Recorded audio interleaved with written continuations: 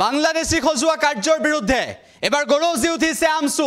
ধৰ্মীয় সংখ্যালঘু ছাত্ৰ সংগঠন আমছু গৰজি উঠিছে আমছুৱে কেবাটাও মন্তব্য কৰিছে এই সন্দৰ্ভত আমছুৱে কৈছে মুছলমান একত্ৰিত হ'ব লাগে ধৰ্মীয় সংখ্যালঘু একত্ৰিত হ'ব লাগে এই আহ্বান জনাইছে আমছুৰ সভাপতি ৰেজাউল কৰিম চৰকাৰে এই মুহূৰ্তত আটাইতকৈ ডাঙৰ খবৰ আমি আপোনালোকক জনাইছো ৰেজাউল কৰিম চৰকাৰে আহ্বান জনাইছে ইতিমধ্যে বহুতকে গ্ৰেপ্তাৰ কৰিছে বাংলাদেশী খজাই বাংলাদেশীৰ নামত মুছলমানক নিৰ্যাতন চলোৱা নামানিব বাংলাদেশীৰ খজুৱাৰ নামত ধৰ্মীয় সংখ্যালঘুক নিৰ্যাতন চলোৱা মানি নলয় আমছুৱে ধৰ্মীয় সংখ্যালঘু ছাত্ৰ সংগঠন আমছু গৰজি উঠিছে আমছুৱে বিদ্ৰোহ কৰিছে আমছুৱে মন্তব্য কৰিছে ধৰ্মীয় সংখ্যালঘুৰ বিপদৰ সময়ত সকলো ৰাজনৈতিক দল একত্ৰিত হ'বলৈ আহ্বান জনাইছে বাংলাদেশী খজুৱা কাৰ্য মানি নলয় আমছুৱে ৰেজাউল কৰিম চৰকাৰে মন্তব্য কৰিছে উল্লেখ্য যে ৰাজ্যৰ প্ৰতিটো প্ৰান্তৰ পৰাই বহু লোকক বাংলাদেশীৰ নামত ইতিমধ্যে নিৰ্যাতন কৰিছে বুলি আমছুৱে মন্তব্য কৰিছে মুছলিম ছাত্ৰ সন্থাই মন্তব্য কৰিছে ধৰ্মীয় সংখ্যালঘু আন ছাত্ৰ সংগঠন গৰজি উঠিছে এই সন্দৰ্ভত আৰু ইয়াৰ পিছতে দেখিবলৈ পোৱা গৈছে যে ৰেজাউল কৰিম চৰকাৰে এবাৰ মন্তব্য কৰিছে একেগৰাকী লোকক বাংলাদেশী খজাই যিহেতু গ্ৰেপ্তাৰ কৰিছিল তেওঁলোকে তেতিয়া কি মন্তব্য কৰিছিল প্ৰথমতে তেওঁলোকৰ মন্তব্যটো অকমান শুনাই দিব বিচাৰিছো তাৰ পাছত ৰেজাউল কৰিম চৰকাৰে কি ক'লে সেয়া শুনুৱাম মোৰ ইয়াত এল পি স্কুল পাছ কৰিছোঁ এম ই স্কুল পাছ কৰিছোঁ হাই ছেকেণ্ডেৰী কলেজলৈকে মই ইয়াত পাছ কৰিছোঁ মোক বিনা দুখতে বিদেশী খজাইছে মই এবাৰ নহয় মই 100 বাৰ কৈছোঁ মই অসমীয়া আপুনি পূৰ্বতেও ডিটেনশ্যন কেম্পত আছিলে কৰোণা সময়ত আপোনাক উলিয়াই লোৱা হৈছিলে মই মোক হেৰি 2018 চনত হেৰি কৰিছে আটক কৰিছিল এৰেষ্ট নহয় চুৰ ডকাইত তেনেকুৱা মানুহে এৰেষ্ট হয় কিন্তু মই আটক হৈছোঁ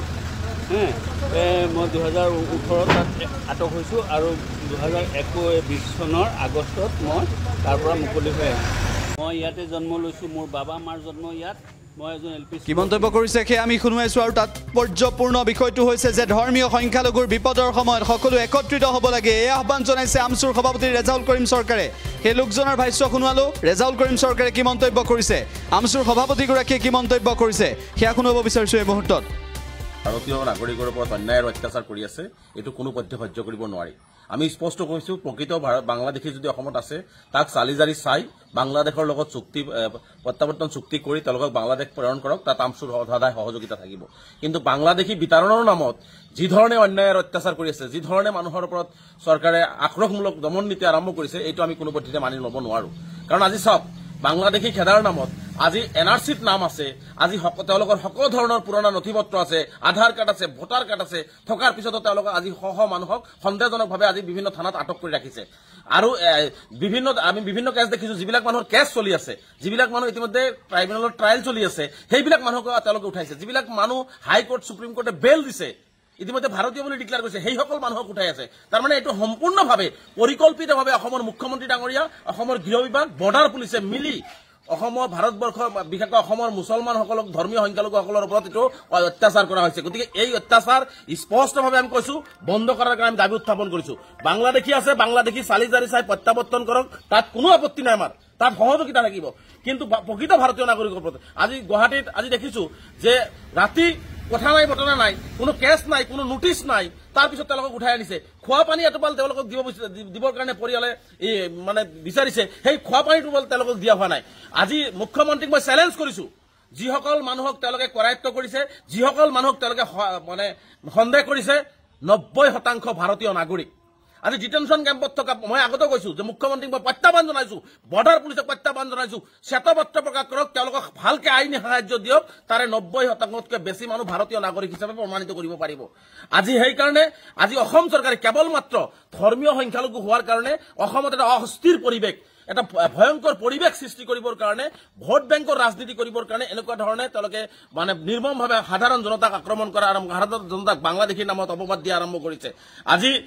বিভিন্ন কেছ চলি আছে সেই কেছ চলা মানুহক তেওঁলোকে উঠাব নোৱাৰে এনআৰচিত তেওঁলোকৰ নাম আহিছে সেইবিলাক মানুহক তেওঁলোকে উঠাই আনিব নোৱাৰে যিবিলাক মানুহ ইতিমধ্যে ফৰেনাৰ্ছৰ পৰা তেওঁলোকে বিদেশ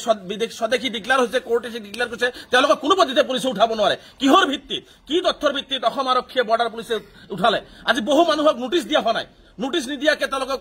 মানে ফৰেনাৰ ডিক্লেয়াৰ কৰি মানে তেওঁলোকক এপ্টিকটলৈ পঠাই দিয়া হৈছে আজি 2013 চনত 14 চনত 15 চনত বহু মানুহ তেওঁলোকে ভাৰতীয় হিচাপে কোৰ্টে তেওঁলোকক স্বীকৃতি দিছে তাৰপিছত আকৌ নতুনকৈ তেওঁলোকক নোটিছ নিদিয়াকে তেওঁলোকক ফৰেনাৰ বনাই দিয়া হৈছে গতিকে ইয়াত সম্পূৰ্ণ এটা ভয়াৱহ চক্ৰান্ত কৰা হৈছে ভয়াৱহ ষড়যন্ত্ৰ ৰচনা কৰা হৈছে অসমখনত এটা অগ্নিগৰ্ভ পৰিস্থিতি সৃষ্টি কৰিবৰ কাৰণে হিমন্ত বিশ্ব শৰ্মা ডাঙৰীয়াই ৰাজনীতি কৰিবৰ কাৰণে এনেকুৱা ধৰণৰ কথা কৈ আছে আৰু এনেকুৱা ধৰণৰ কৰ্মবিলাক কৈ আছে গতিকে আমি স্পষ্টকৈ কৈছো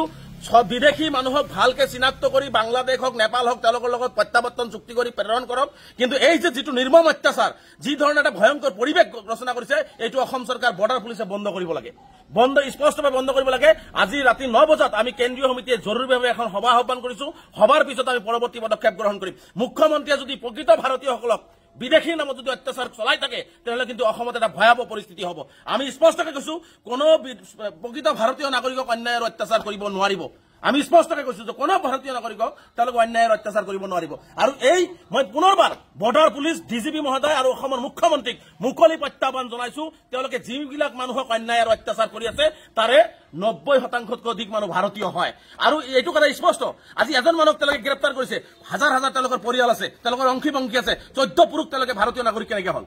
যদি এজন মানুহ বিদেশী হয় তেওঁলোকৰ বংশী কেনেকৈ তেওঁলোকে অসমৰ বাসিন্দা হয় ভাৰতৰ বাসিন্দা হয় ভাৰতীয় নাগৰিক হয় এই জবাব অসমৰ মুখ্যমন্ত্ৰী দিব লাগিব ইয়াৰ উত্তৰ ডিজিপি মহোদয় দিব লাগিব গতিকে সেইকাৰণে স্পষ্টভাৱে মুখ্যমন্ত্ৰীক কৈছো এই ধৰণৰ নিৰ্মম অত্যাচাৰ এই ধৰণৰ নাটক মুখ্যমন্ত্ৰীয়ে বন্ধ কৰক অন্যথাই কিন্তু অসমত এটা ভয়াৱহ পৰিস্থিতি হ'ব আৰু ইয়াৰ বাবে সম্পূৰ্ণ গৃহ বিভাগ অসমৰ মুখ্যমন্ত্ৰী জগৰীয়া হ'ব আৰু আমি